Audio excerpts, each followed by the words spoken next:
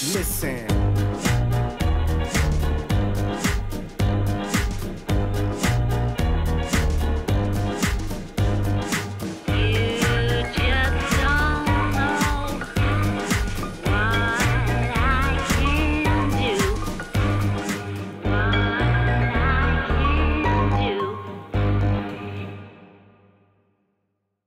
So to slowly wrap it up here, guys, I want to just touch on the subject of where you think everything is headed in terms of, you know, like how, I mean, we are in the middle of a technological revolution that is not stopping anytime soon. So as you mentioned, in a couple of years, everybody will have access to basically all the visual tools at a very affordable price. So literally, you know, like almost everybody can make, has the technical means to make a film.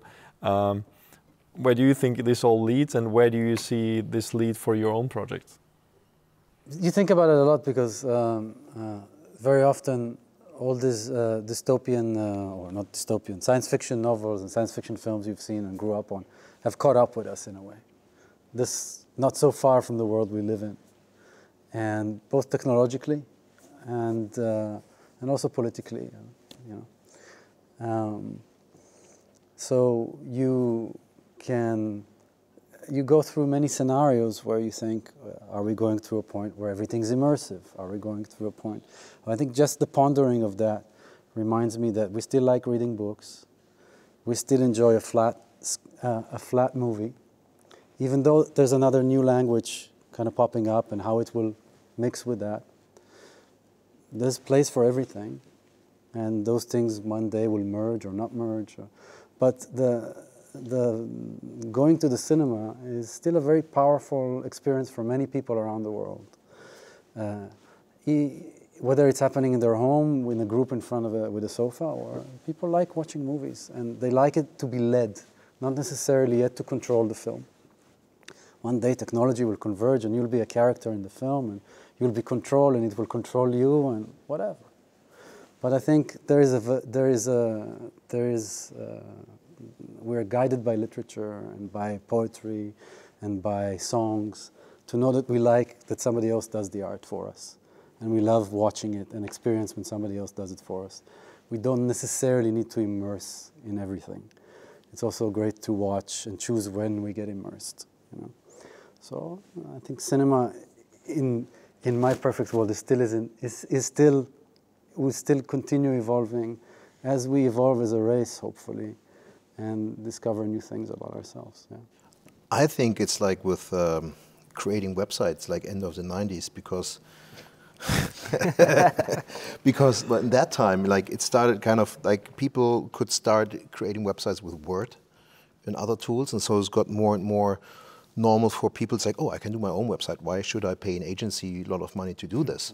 So everyone had the chance to build a website, and it turned out some people were not that talented, and it turned out other people kind of discovered that this is exactly a thing they wanted to do and they're good at, and they have the passion for. And I think it's the same with that technology. It's good for everyone to try out what they want to do and not want to do, and some of them, well, it was good to try it, and it was a nice hobby, and it's good for certain people to, that they figure out and kind of show up on the map and say, hey, I'm a filmmaker now and I love to do that. And at the end of the day, I think it's about passion and how you engage with the project you're doing, with people you're dealing with, and technique just helps you to make a film. How do you think your own projects will change because of technology evolving? Do you have a vision where you want to go, or? Hard to say. Well, in general, I like to work with people, and it doesn't matter which kind of, if it's a commercial production or documentary, which I as well did, but you know, it's just a passion thing. And yeah, well, I will figure out, because right now I love the way to shoot with little equipment, and I just try to figure out right now in which direction it will guide me, because it's fun to do it, and it opens up new perspectives for me to produce things, which is kind of funny because I was thinking about like, oh, I started with DSLR filming, and then I was happy to get the compact camera, and now I'm going back to compact cameras again, which is a lot of fun. So hard to say. I will see. It's an interesting time right now. Yeah. And for you? It's really interesting what you said with the websites, because somehow it is really like that, and I think like the visual part of the movies becoming less important, because when you're watching your social media, you get a flood of really nice and really beautiful pictures, really beautiful cinematic content, really beautiful shot stuff that looks like a commercial, and it's like so many people.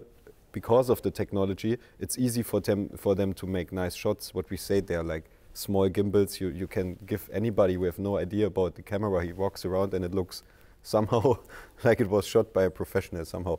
But what I mean is like the technology, maybe it will like making some jobs less necessary. Let's say, for example, the focus assistant, it's really important. I don't want to say you don't need this person, but if you're looking at some cameras those days and the functionality of their autofocus, I am able right now to shoot an interview without checking the focus. I can trust some cameras and say, okay, you do the autofocus, and it's faster and more precise. Sometimes, yeah, sometimes.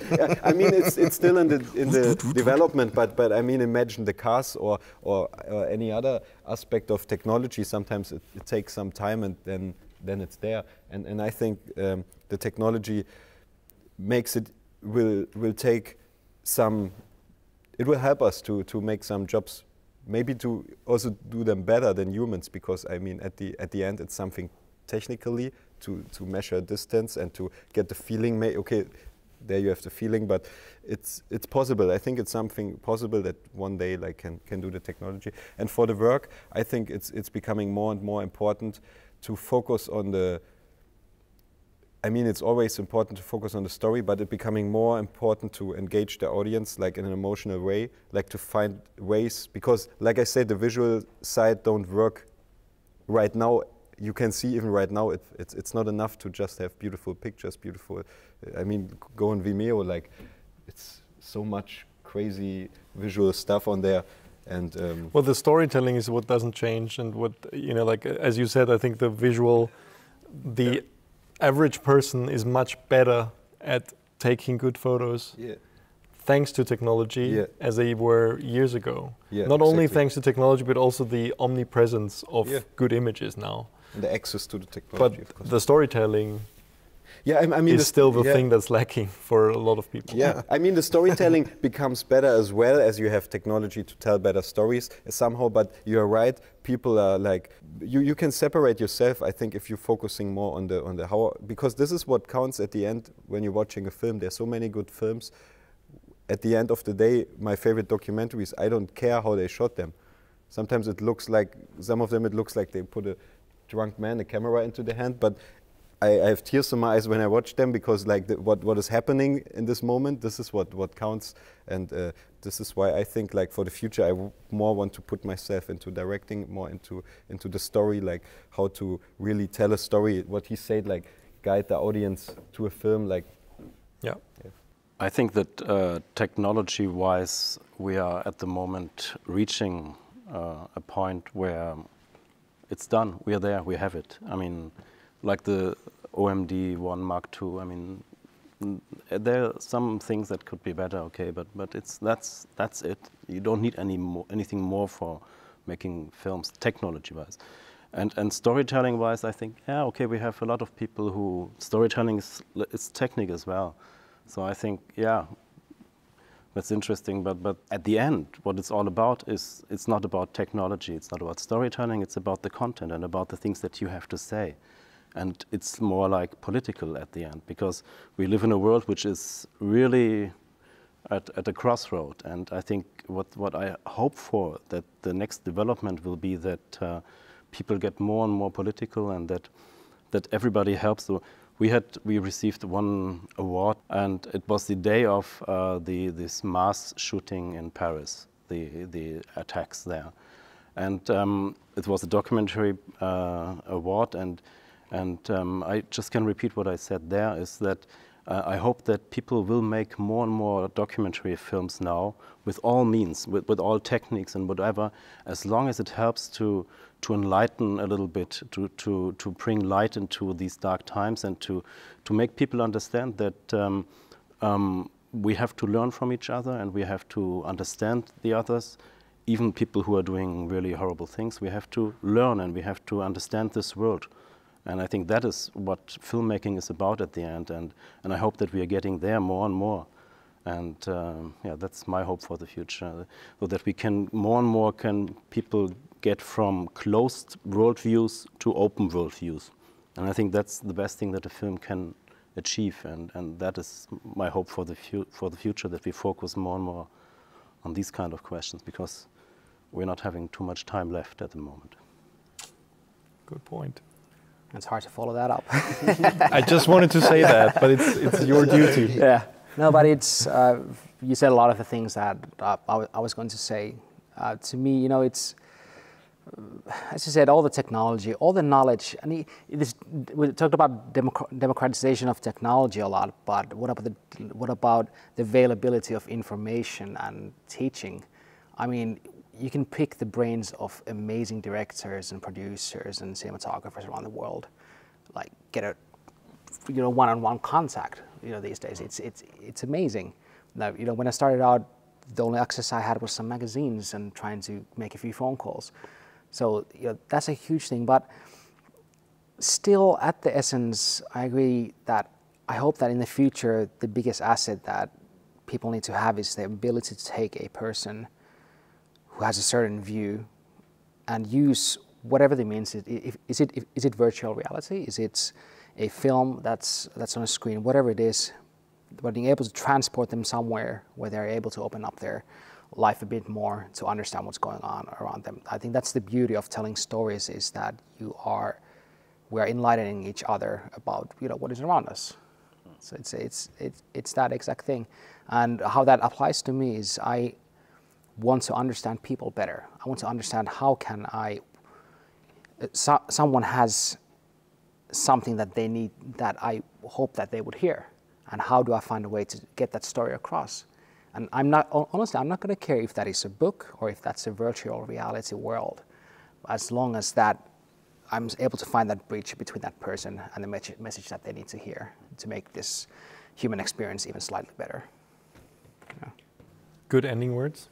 Thank you, guys. Thank you for being here. Thank you. It was a really, really interesting, very engaging conversation, and I hope we can find another opportunity to find the same round again in the future, maybe in a couple of years. Thanks everybody for watching, and thanks as particularly the crew behind the scenes. I want to thank everyone.